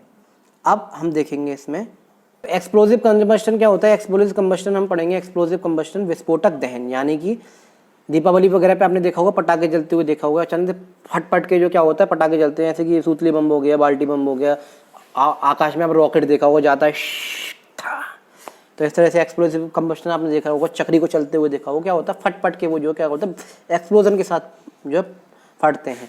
When a mixture of combustion material and air completely burns in a very short span of time, कम समय में अचानक से जल जाना, is in same close space explosion combustion takes place. जब दहनशील पदार्थ और हवा का मिश्रण एक ही बंद स्थान में बहुत कम समय पूरी तरह से जल जाता है तो इसे विस्फोटक कहा जाता है। जब दहनशील पदार्थ जो होते हैं हवा का मिश्रण अचानक से हो जाए, पैक्ड हो और अचानक से जो क्या होता है उसमें कंबशन प्रोसेस हो जाता है। मेरा sudden reaction takes place with the evolution of heat, light and a large amount of gas formed in the react is liberated is called explosion. Example burning of crackers हो गए, shot of gun बंदूक का चलाना etcetera. परमाणु जो है check जो करते हैं, न्यूक्लियर वगैरह बम जो चेक करते हैं उसको जो है वो भी एक एक्सप्लोजन है, कंबस्टन। जब अचानक प्रतिक्रिया के साथ ऊष्मा प्रकाश का विकास होता है और प्रतिक्रिया बनने वाली बड़ी मात्रा में गैस मुक्त होती है तो उसे विस्फोटक कहा जाता है। अचानक से ऐसे ब्लास्ट हो जाता है तो उसे एक्सप्लोजन कहा जाता है। पटाखे का फोड़ना, बंदूक से गोली चलना, ये सब क्या है, एक्सप्लोसिव के एग्जाम्पल हैं। Explosion can also take place if pressure is applied on the cracker. कभी कभी बिना आग लगाई वो पटाखे फट जाते हैं अगर उन पर प्रेशर पड़ जाए तो। पटाखे पर दबाव पड़ने से भी विस्फोट भी हो सकता है। देखिए आपने दे रखा होगा साइड में, देखिए ऑक्सीडेंट है, इग्निशन टेम्परेचर से मिल गया, ठीक है, डिस्पर्सन ऑफ डस्ट है, कॉन्फिडेंट ऑफ डस्ट है, कंबस्टिबल डस्ट है। During explosive combustion generally there is internal supply of oxygen of air. दहन के दौरान आमतौर पर ऑक्सीजन या हवा आंतरिक आपूर्ति होती है, पूरी तरह से उन्हें हवा मिल जाती है, उनका इग्निशन टेम्परेचर सही होता है तो उस पर प्रेशर पड़ने पर वो अपने आप ही फट जाते हैं। अब इसमें ये टॉपिक है वो है how do we control a fire. जो कंबस्टेबल हो रहा है उसकी वजह से अगर आग लगती है, कभी कभी आपने देखा होगा कंबस्टन की वजह से, बर्निंग की वजह से आग लग जाती है फायर की वजह से, तो उसको कैसे काबू कर सकें इस चीज़ से पहले हम पढ़ेंगे हम आग पर काबू कैसे पाते हैं। Fire is the result of chemical combustion reaction between oxygen and some sort of fuel की वजह से आग लगना, ठीक है, in the presence of oxygen, उसे हम क्या कहते हैं, fire. How long a fire last depends on how much fuel and oxygen are available. Fire depend करता है कि फ्यूल कितना बचा हुआ है, फ्यूल कितना है और ऑक्सीजन की सप्लाई उसे कितनी मिल रही है। जितनी ज़्यादा फ्यूल होगा, जितनी ज़्यादा उस पर ऑक्सीजन की सप्लाई मिल रही होगी, उतनी ज़्यादा आग बढ़ेगी। आग कितने समय तक रहेगी ये इस बात पर निर्भर करता है कि कितना ईंधन है और ऑक्सीजन कितनी जो है उपलब्ध है। अब उसे कंट्रोल कैसे कर सकते हैं, मैंने बताया आपको फायर ट्रायंगल, इन तीनों में से किसी को भी आप रोक दीजिए। अब या तो ऑक्सीजन का सप्लाई रोक दीजिए, या फिर फ्यूल जिसकी वजह से आग लग रही है उसे रोक लीजिए, या फिर बढ़ती हुई आग को आप धीरे धीरे रोक लीजिए। How do we control fire? Fire triangle आपको दे रखा है, साइड में देख रखे हैं। फायर कैसे चल रही है? इन तीनों की वजह से चल रही है, फ्यूल, ऑक्सीजन और हीट की वजह से। For the generation of fire we need 3 things to be present. आग लगने के लिए इन तीनों चीज़ों की ज़रूरत है। अग्नि उत्पन्न करने के लिए हमें 3 चीज़ों की आवश्यकता होती है, इनकी मौजूदगी की ज़रूरत होती है, ईंधन की या ज्वलन पदार्थ की। Some sort of fuel combustible material, ईंधन के तापमान को इसके ज्वलन तापमान तक बढ़ाने के लिए एक ताप स्रोत है, या फिर उसका इग्निशन टेम्परेचर हम कम कर दें तब भी जो है फायर को हम रोक सकते हैं। A heat source of raise temperature of the fuel to its ignition temperature, enough oxygen to sustain combustion, so if we remove any of these resources the fire can be control. अगर हम इनमें से किसी भी जो है अगर हम इसमें से किसी भी रिसोर्स को जो है कम कर देते हैं, हटा देते हैं, तो आप जो ऑक्सीजन आप जो है फायर पे कंट्रोल कर सकते हैं। दहन को बनाए रखने के लिए पर्याप्त ऑक्सीजन, इसलिए यदि हम इनमें से किसी भी एक संसाधन को हटा दें तो आग को काबू किया जा सकता है। How do we control fire? We have learn that there are essential requirement for producing fire. जैसे कि हमने पढ़ लिया आग किस तरह से लग रही थी। These are fuel combustible substance, air और ऑक्सीजन, सपोर्ट ऑफ कंबस्टन, यानी एयर और ऑक्सीजन जो है सपोर्ट करेंगे कंबस्टन को। तो हमने सीखा कि आग पैदा करने के लिए 3 चीज़ आवश्यकता है, दहनशील पदार्थ, फ्यूल, वायु का होना और इग्निशन टेम्परेचर का होना। तो इन तीनों की वजह से आग लगता है। The fire can extinguish in 3 ways, तो 3 तरीके से हम जो है आग को रोक सकते हैं। बाय रिमूविंग द फ्यूल, जिसकी वजह से आग लग रखी है उस पर कंट्रोल पा लें। Fuel can not be eliminated, ईंधन का उठाकर, लेकिन अधिकांश मामलों में ईंधन को खत्म नहीं किया जा सकता। कभी कभी ऐसा होता है इसमें ईंधन को जो है फ्यूल को खत्म नहीं किया जा सकता। यानी पेट्रोल में आग लगी तो पेट्रोल को खत्म करने का मतलब है ऑक्सीजन की सप्लाई बंद कीजिए आप।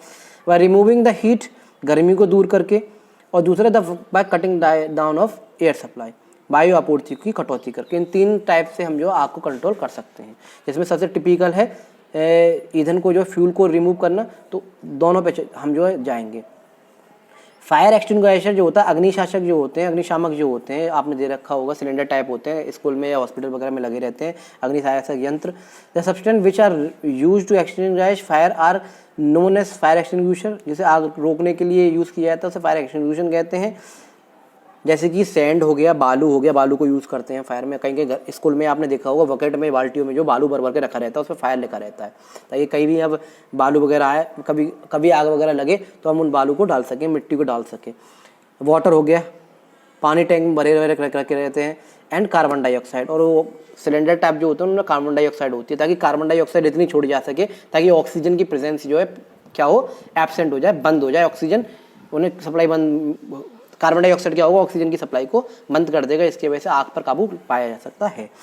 पदार्थ जिनका उपयोग आग बुझाने के लिए किया जा सकता है अग्निशासक यंत्र कहलाते हैं, जैसे कि रेत, पानी और कार्बन डाइऑक्साइड। कार्बन डाइऑक्साइड ये एक बहुत बड़ा एग्जाम्पल है जिसकी वजह से आग को आराम से बुझाया जा सकता है। अब क्या होता है, जब आग लगती है तो धुआं उठता है, उस स्मोक क्या होता है उसको देखते हैं। जब कोई भी सब्सटेंस जो होता है ना पूरी तरह से नहीं जल पाता, तो उसमें से अनवर्न्ड पार्टिकल जो होते हैं वो स्मोक होते हैं। Smoke is an example of a solid unburned particles dispersed in air, या फिर गैस। धुआं गैस वायु में फैले ठोस अजले कण का एक उदाहरण है। धुआं क्या है, जो जल नहीं पाए ठीक तरह से, ठीक है, अनवर्न्ड पार्टिकल्स हैं। The black colour of the smoke is due to the presence of the unburned carbon particles in the smoke. जो अनवर्न्ड पार्टिकल्स हैं कार्बन के, वो रह गए हैं, इसकी वजह से क्या है, धुआं हो रहा है। धुएं का काला रंग धुएं में बिना जले कार्बन कणों की उपस्थिति का कारण होता है।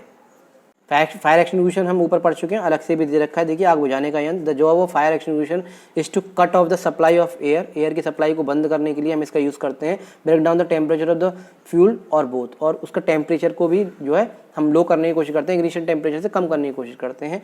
अग्निशासक यंत्र जो होते हैं कम ईंधन या दोनों का तापमान कम करने के लिए हवाओं की आपूर्ति में कटौती करना का काम करते हैं। One of the most common fire extinguishing soda acid, जिसमें से एक कॉमन है सोडा एसिड वाला जो फायर एक्सटिंग्विशन चल रहा है। सबसे आम आग बुझाने के लिए यंत्रों का जो है उसमें यूज़ किया जाता है। Water is the most common fire extinguishing और फॉर वुड और पेपर। अगर लकड़ी की वजह से आग लगी है या पेपर की वजह से आग लगी है तो आप जो है पानी का इस्तेमाल कर सकते हैं, लेकिन इलेक्ट्रिसिटी की वजह से अगर आप आग लगी है आसपास तो आप वहाँ पानी का यूज़ ना करें। वहाँ रेत से काम होगा या फिर आपके फायर एक्सटिंग्विशन हो गए उनसे काम होगा। अचानक से आग अगर बिजली की वजह से लगी है ना तो पानी डालने ना लग जाए, वरना जो है क्या होगा, शॉर्ट सर्किट हो सकता है।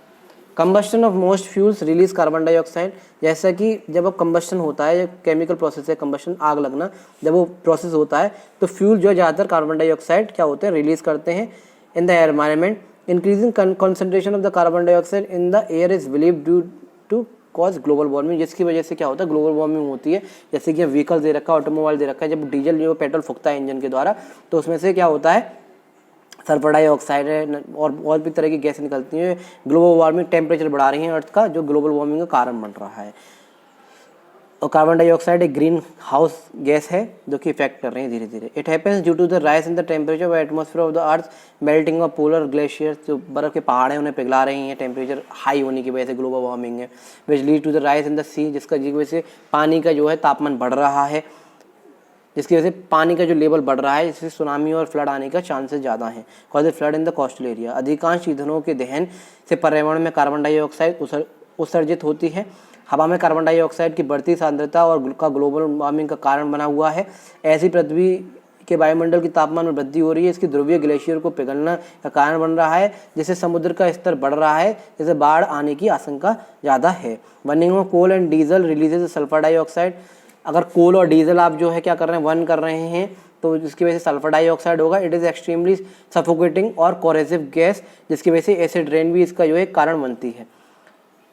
कोयला और डीजल की वजह से क्या होता है, सल्फर डाइऑक्साइड गैस निकलती है। ये अत्यंत जो है दम घुटने वाली गैस होती है, इसकी वजह से हमें कम जो है फॉसिल फ्यूल्स को जो है यूज़ करना चाहिए। Petrol engine give of gases oxides of nitrogen, petrol engine nitrogen जो है कि गैस जो ऑक्साइड छोड़ती है, नाइट्रोजन ऑक्साइड छोड़ती है। Oxides of sulphur and nitrogen dissolve in rain water from acids, जैसे कि मैंने आपका कहा सल्फर डाइऑक्साइड हो गया, नाइट्रोजन ऑक्साइड हो गया, ये सब क्या होता है, एयर में एयर पार्टिकल्स में जो प्रेजेंस रहते हैं, और जब बारिश वगैरह होती है तो उसके थ्रू सारे नीचे आ जाते हैं, जो कि हमारे ह्यूमंस के लिए, सॉइल के लिए हानिकारक है और एसिड रेन का कारण भी बनते हैं। Now use of diesel and petrol is replaced compressed, अब बहुत सारी क्या होते हैं विकल्प आ गए हैं, सोलर पैनल आ गए हैं, सोलर एनर्जी हम यूज़ कर रहे हैं, ठीक है, जियोथर्मल यूज़ कर रहे हैं, हाइड्रो पावर यूज़ कर रहे हैं, बायोमास यूज़ कर रहे हैं। तो इसकी वजह से क्या रिप्लेसमेंट आ गया है पेट्रोलियम डीजल वगैरह का, नेचुरल गैस हम यूज़ कर रहे हैं, सीएनजी वगैरह आ गई हैं, इसकी वजह से पेट्रोल डीजल कम फूक रहा है। एनवायरनमेंट को हम क्लीन रखने की कोशिश कर रहे हैं, कंबस्टन अगर हो तो जो है एनवायरनमेंट ज़्यादा जो है कंबस्टिबल सब्सटेंस हम कम यूज़ करते हैं, ताकि एनवायरनमेंट जो है दूषित ना हो, पॉल्यूटेड ना हो। तो अब डीजल और पेट्रोल का उपयोग संप्रणित प्राकृतिक गैस सीएनजी द्वारा किया जाता है, जिसकी वजह से जो है बहुत कम मात्रा में हानिकारक उत्पादन होता है और जो स्वच्छ ईंधन होते हैं।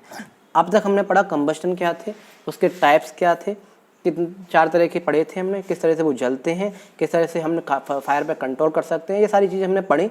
अब हम पहला जो टॉपिक है वो खत्म हो गया, combustion, how do we control fire, उसके टाइप्स किस किस तरह के होते हैं, किस तरह से हम आग को कंट्रोल कर सकते हैं, फायर एक्सटिंग्विशन क्या होता है। अब जो टॉपिक रह गया वो रह गया फ्लेम, उसको और खत्म कर लेते हैं। देखिए चैप्टर एक्सप्लेनेशन है तो वीडियो थोड़ी बड़ी होगी, लेकिन जो बच्चे तैयारी कर रहे हैं कंपटीशन की उनके लिए, उनको जो है ये चैप्टर्स पढ़ना बहुत जरूरी है, क्योंकि आपका बेसिक अगर क्लियर है तो क्वेश्चन कहीं से भी पुटअप होंगे, आप इजीली लगा लेंगे, अपनी तरफ से बना के आप लिख सकते हैं। जो एकेडमी के बच्चे हैं उन्हें भी आना चाहिए।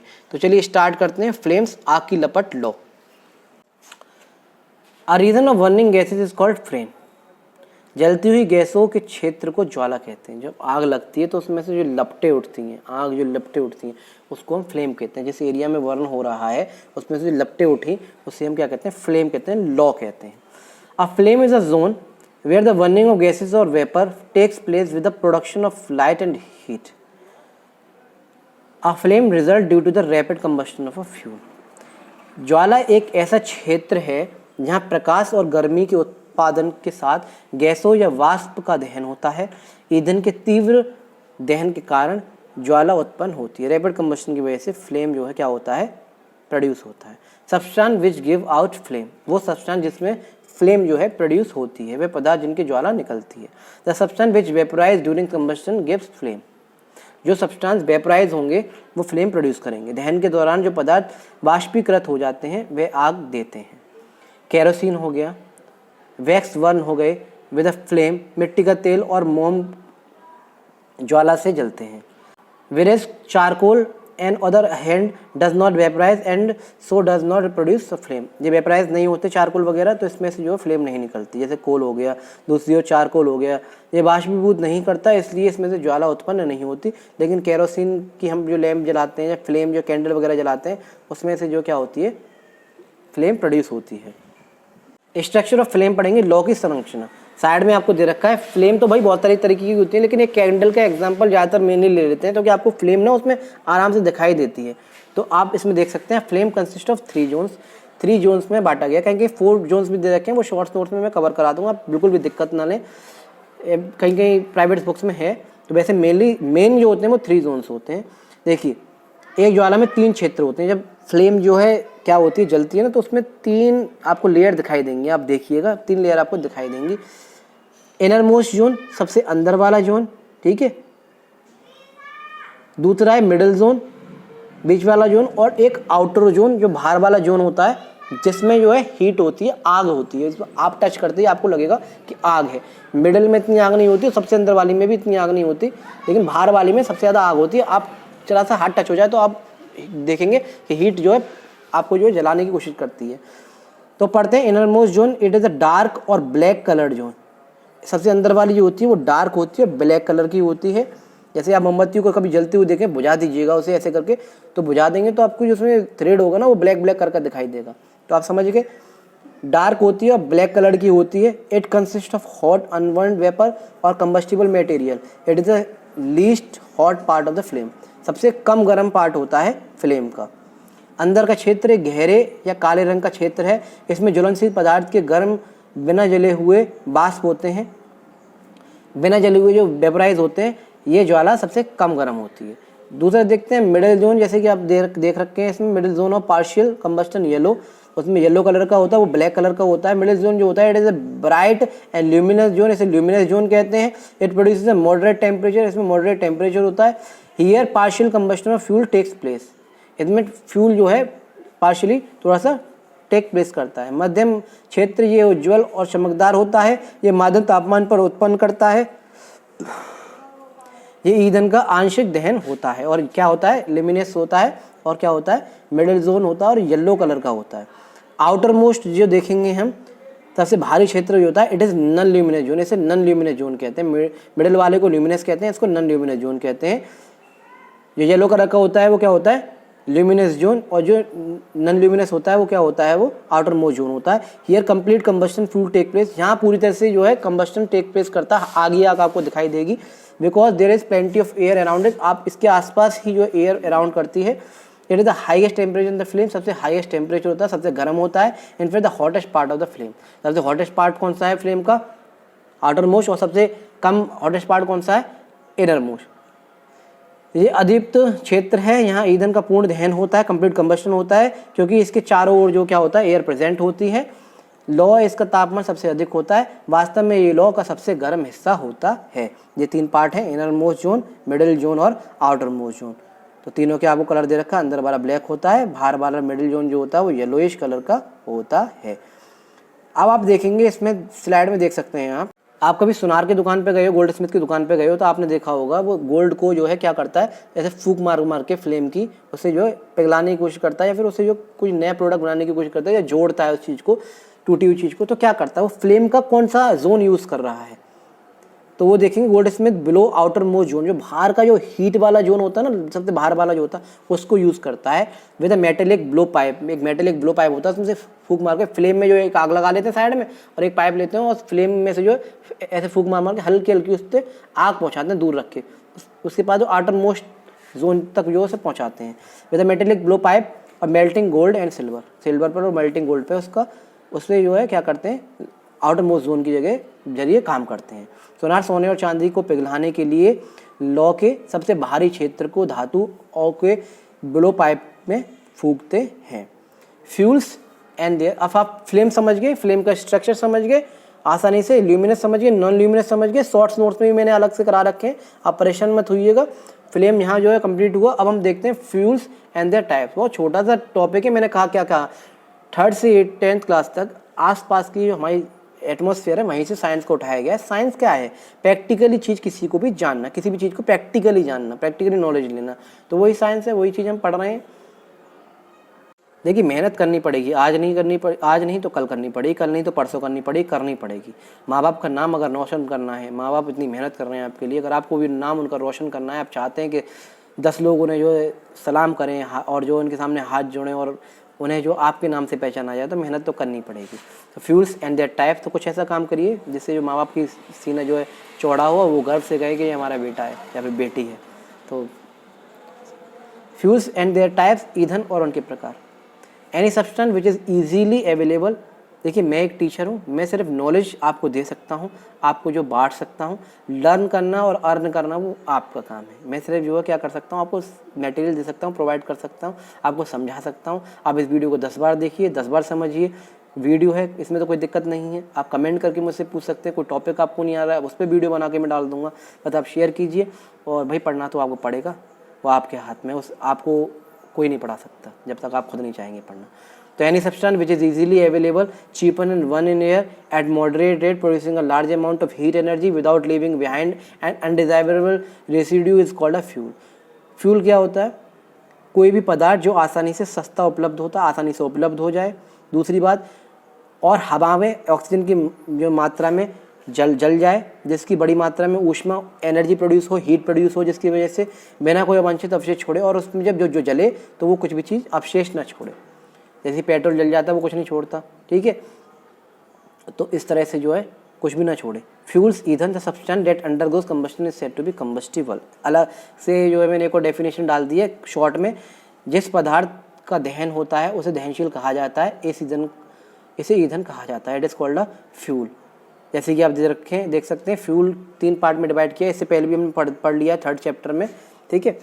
कंबस्टिव क्या था, कोल एंड पेट्रोलियम चैप्टर 3rd में आपने पढ़ा होगा, वही चीज़ इसमें भी थोड़ा सा दोहराई दिया है इसमें एनसीईआरटी में। Fuels exist in 3 states. Fuel जो 3 पार्ट में डिवाइड किए गए, सॉलिड, लिक्विड एंड गैस, यानी कि ठोस, तरल और गैसीय। सॉलिड आपके सामने दे रखे हैं, जैसे कि लकड़ी हो गया, वुड हो गया, ये फ्यूल है। काव डंग, ये सॉलिड होते हैं। चारकोल हो गया, कोल हो गया, तो ये फ्यूल हैं। और इनसे क्या होता है, जब इन्हें बर्न करते हैं, कंबस्टिबल प्रोसेस होता है, तो क्या होता है, कुछ जो फ्यूल जो है क्या होते हैं, फ्लेम प्रोड्यूस करते हैं, कुछ नहीं कर सकते, लेकिन ये क्या होता है, पूरी तरह से कंबस्टिबल होते हैं। लिक्विड फ्यूल्स हो गए, जैसे कि आपके सामने दे रखा केरोसिन हो गया, डीजल हो गया, हाइड्रोजन हो गया, एथेनॉल हो गया, पेट्रोल हो गया, ये लिक्विड फ्यूल हैं जो कि कंबस्टन में जो है क्या करते हैं, हेल्पफुल होते हैं। गैसियस फ्यूल्स हो गए, एलपीजी हो गया, सीएनजी हो गया, बायोगैस हो गया, कोल गैस हो गया, ये सारे क्या हो गए, गैसियस फ्यूल्स हैं आपके सामने। आगे हम चलेंगे, न्यूक्लियर रिएक्शन क्या होते हैं, परमाणु प्रतिक्रियाएं क्या होती हैं।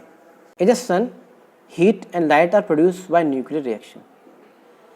सन में, सूरज में आप देखेंगे सन क्या करता है, हीट प्रोड्यूस करता है, लाइट प्रोड्यूस करता है। क्यों? उसमें न्यूक्लियर रिएक्शन हो रहा होता है अंदर। सूर्य में परमाणु प्रतिक्रियाओं से ऊष्मा और प्रकाश उत्पन्न होता है, जैसे कि आप इसमें देख सकते हैं। न्यूक्लियर रिएक्शन में एक सूरज के अंदर का एक नीचे जो है क्या है, डायग्राम दे रखा है। न्यूक्लियर रिएक्शन आप समझ गए क्या होता है। फ्यूल एफिशिएंसी क्या होता है, किसी भी फ्यूल की एफिशिएंसी कितनी है, क्षमता कितनी है, उसमें उसकी दक्षता कितनी है, ईंधन दक्षता। देखिए different types of fuels have sufficient efficiency which is measured in calorific value. Her fuel की अलग अलग जो क्या होती है, दक्षता होती है। हर एक इंसान की एक कैपेबिलिटी होती है कि वो 1 घंटा पढ़ेगा लगातार, या 2 घंटे पढ़ेगा, या 10 घंटे पढ़ेगा। किसी इंसान की 4 रोटी की कैपेबिलिटी होती है खाने की, किसी इंसान की 8 रोटी की कैपेबिलिटी होती है खाने की। कोई इंसान 2 बार खाना खाता है दिन में, कोई इंसान 4 बार दिन में खाना खाता है। तो हर एक की जो दक्षता होती है, एफिशिएंसी होती है। तो विभिन्न प्रकार के ईंधनों की अलग अलग दक्षता होती है, जिससे उनके कैलोरी मान से जो है मापा जाता है। तो उन्हें मापा कैसे जाता है, कैलोरी वैल्यू से उन्हें मापा जाता है। फ्यूल में भी categorised on the basis on the individual calorific value. तो फ्यूल की एफिशिएंसी हम किस में नापते हैं, कैलोरीफिक वैल्यू में। याद रखिएगा, ईंधन को उनके व्यक्तिगत कैलोरी मान के आधार पर वर्गीकृत किया जा सकता है। अब कैलोरीफिक वैल्यू क्या होती है उसे हम देखते हैं। The amount of energy, the amount of heat energy produced on complete combustion of 1 kilo of fuel is called its calorific value। मान लीजिए हमने कोयला लीजिए, 1 किलो कोयले आपने लिए, कोल लिया, उसे आपने जलाया, जलने के बाद उसका कंप्लीट कंबस्टन हो गया, पूरी तरह से कंप्लीट कंबस्टन हो गया। ऐसा सब्सटेंस है जिसका कंप्लीट कंबस्टन हो जाए, पूरी तरह से जल जाए। 1 किलो जब वो पूरी तरह से जल जाएगा तो उसकी कैलोरी वैल्यू हम निकाल लेंगे। The amount of heat energy produce on complete combustion of 1 kilogram of fuel is called its calorific value. 1 kilo ईंधन के पूर्ण दहन पर उत्पन्न ऊष्मा ऊर्जा की मात्रा को उसका कैलोरीफिक मान कहा जाता है। 1 किलो ईंधन पर जो उसकी ऊष्मा प्रोड्यूस होगी, उसकी एनर्जी जो निकलेगी, ठीक है, 1 किलो ईंधन पे वो इसकी कैलोरीफिक वैल्यू होगी।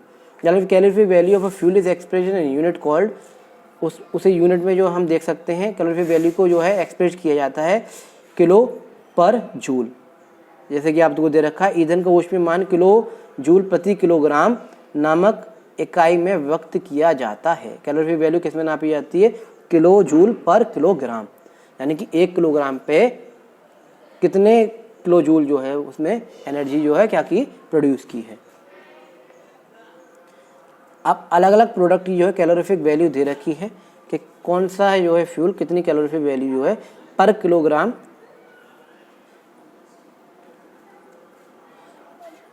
कौन सा प्रोडक्ट जो है किलो जूल पर किलोग्राम जो है कैलोरीफिक वैल्यू देता है। काव डंग केक दे रखा है, काव डंग केक दे रखा है 6000 8000, वोट दे रखा है 70,000 22,000, इस तरह से सारे दे रखे हैं। सीएनजी इस तरह सारे दे रखे हैं। सीएनजी दे रखा है 5000, एलपीजी दे रखा है 55,000, हाइड्रोजन दे रखा है। सबका अलग अलग चीज़ें जो है दे रखा है। ग्लोबल वार्मिंग क्या होता है? मैंने कहा CO2 जब बहुत ज़्यादा बढ़ेगा, कार्बन डाइऑक्साइड ज़्यादा बढ़ेगा, तो हमारे आसपास का टेम्परेचर जो है वो धीरे धीरे इंक्रीज़ करेगा, जिसकी वजह से अर्थ का टेम्परेचर बढ़ेगा, ग्लोबल वार्मिंग धीरे धीरे इंक्रीज़ होगी। जैसे कि अब देख सकते हैं 2024 में 40 से 50 डिग्री के लगभग टेम्परेचर है, कितनी हीट प्रोड्यूस हो रही है इस टाइम। आने वाले समय में पता नहीं क्या होगा। Thus carbon dioxide in air traps, carbon dioxide की वजह से हीट ज़्यादा होती है। Carbon dioxide in air traps the heat of the sun radiated back on the earth, जिसकी वजह से रिएक्ट हो के सूरज से जो है क्या होता है, अर्थ जो है गर्म होती है। और this makes the air warm and comfortable for living beings and in fact make it's possible life on the earth. Global warming जो हमें ज़्यादा नहीं बढ़ानी चाहिए, जितनी ज़्यादा ग्लोबल वार्मिंग बढ़ेगी उतनी ज़्यादा क्या है, हमें नुकसान होगा।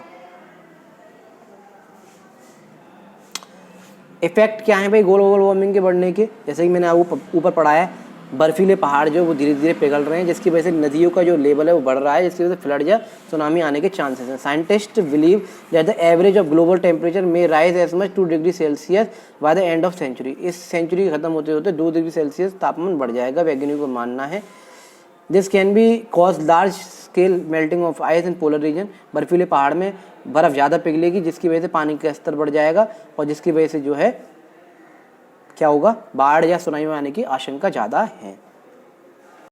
एसिड रेन क्या होता है? अम्ल वर्षा। अम्ल वर्षा का मतलब ये जब हम ऑटोमोबाइल्स जो व्हीकल्स वगैरह हम यूज़ करते हैं, फैक्ट्रीज में से धुआं निकल रहा है, जिनकी वजह से कार्बन डाइऑक्साइड, सल्फर डाइऑक्साइड, इस तरह से बहुत सारी गैसेस प्रोड्यूस होती हैं, और वो जो है एयर पार्टिकल्स में एटमॉस्फेयर में मिल जाती हैं। बारिश जब होती है वो सारी नीचे आती हैं, हम लोगों पे या सॉइल पे जो है वो जो एसिड रेन जो है क्या होता है, हार्मफुल होता है, हम लोगों पे प्रभावित होती है, हम लोगों के लिए भी, सॉइल के लिए भी प्रभावित होती हैं एसिड रेन। देखिए अभी इन्वायरमेंट को बचाया जा सकता है, आप ज़्यादा से ज़्यादा पेड़ों को लगाइए, वाटर का यूज़ ठीक से कीजिए, और इलेक्ट्रिसिटी प्रोड्यूस करने के लिए आप सोलर एनर्जीज़ का यूज़ कीजिए, सोलर पैनल वगैरह का, पेड़ को फॉसिल फ्यूल्स का कम यूज़ कीजिए, कम जो है स्मोक कीजिए, ज़्यादा से कंबस्टन मत कीजिए। तो क्या है, अब भी जो एनवायरनमेंट को बचाया जा सकता है, आने वाली पीढ़ियाँ जो है अच्छी तरह से रह सकती हैं। Sulphur is present in coal as an impurity. Sulphur जो कोल में प्रेजेंट रहता है एक इम्प्योरिटी के तहत पे, जब हम कोयले को बर्न करते हैं होम में, फैक्ट्री में या पावर प्लांट में, उसमें से सल्फर डाइऑक्साइड निकलता है। सल्फर डाइऑक्साइड पॉइजनस होता है। इट अफेक्ट्स अवर लंग्स, जो हमारे लंग्स को जो है क्या करता है, अफेक्ट करता है। एयर में प्रेजेंट रहता है धुआं वगैरह, उसको हम सांस लेते हैं, ब्रीथ करते हैं, तब भी जो हमारे लंग्स में वो दिक्कत करता है। या फिर बारिश वगैरह जब होती है, बहुत से लोग हम नहा लेते हैं, या फिर सॉइल में जब वो मिल जाती है तो हमें फिर वो प्लांट्स से ले लेते हैं, इनडायरेक्टली हमें मिली जाती है, वो भी हमें नुकसान करती है, एसिड रेन वगैरह। It combines with the oxygen in the air of from sulphur dioxide हो गया। It reacts with the water के साथ जो रिएक्ट करता है, और सल्फ्यूरिक एसिड H2SO4 बनाता है, जो कि हमारे लिए बहुत ज़्यादा हानिकारक है। जैसे ताजमहल पीला पड़ रहा है, बहुत सी स्टैचूज़ हैं हमारे, वो भी धीरे धीरे इफेक्ट हो रहे हैं। जैसे कि आप देख सकते हैं effect of acid rain. Acid rain का क्या क्या देख सकते हैं। द वाटर लेक्स, रिवर्स हैं, become acidic and thus unsuitable for aquatic plants and animal. भाई पानी में भाई धरती पे गिरी तो सॉइल जो इनफर्टाइल होगी, अगर पानी में अगर एसिड रेन गिरी तो पानी को जो क्या होगी करेगी, दूषित करेगी, जिसकी वजह से जो एक्वेटिक प्लांट्स और उसमें जो एनिमल्स हैं, वो जो मेराइन एनिमल्स हैं, वो जो बेचारे मरेंगे। तो the water of lakes and river become acidic and thus unsuitable for aquatic and plants.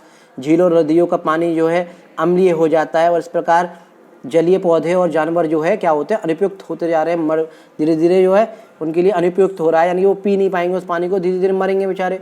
The soil become acidic, soil जो बिकम एसिडिक हो जाएगी रेन की वजह से, जिसकी वजह से हम कल्टीवेट नहीं कर पाएंगे उसे, प्लांट नहीं ग्रो कर पाएंगे, मिट्टी अम्लीय हो जाती है और इसकी वजह से खेती नहीं हो पाती है। स्कल्पचर्स आप देख सकते हैं, मोनूमेंट्स आप देख सकते हैं, बिल्डिंग्स आप देख सकते हैं एसिडिक रेन की वजह से क्या हाल हो रहे हैं। आजकल के मकान जो है इतने ज़्यादा नहीं चल रहे हैं क्योंकि एटमॉस्फेयर में इतना एसिडिक रेन है, जिसकी वजह से क्या हो रहा है, धीरे धीरे मकानों में बारिश आती है और मकान जो है ज़्यादा सील पकड़ लेते हैं, या फिर क्या होता है धीरे धीरे उनकी लाइफ जो है, पहले मकानों की 100-200 साल होती, बिल्डिंग्स की जो मकान जो एज जो होती बहुत होती थी, लेकिन अब इतनी एज कहाँ होती है। तो ये था आपका chapter 4 combustion and flame. Combustion हमने पढ़ा, फ्लेम हमने पढ़ा, कंट्रोल कैसे कर सकते हैं फायर को, इस समझ में पढ़ा। तो मैं अंशुल गोस्वामी फिर मिलता हूँ आपको नए वीडियो के साथ, नए कंसेप्ट के साथ। बस आप शेयर कीजिए ज़्यादा से ज़्यादा वीडियोज़ को, और मैं नए कंसेप्ट और वीडियोज़ लाते रहूँगा नए कंटेंट के साथ। फिर मिलता हूँ। थैंक यू, धन्यवाद। जब तक के लिए जय हिंद, जय भारत।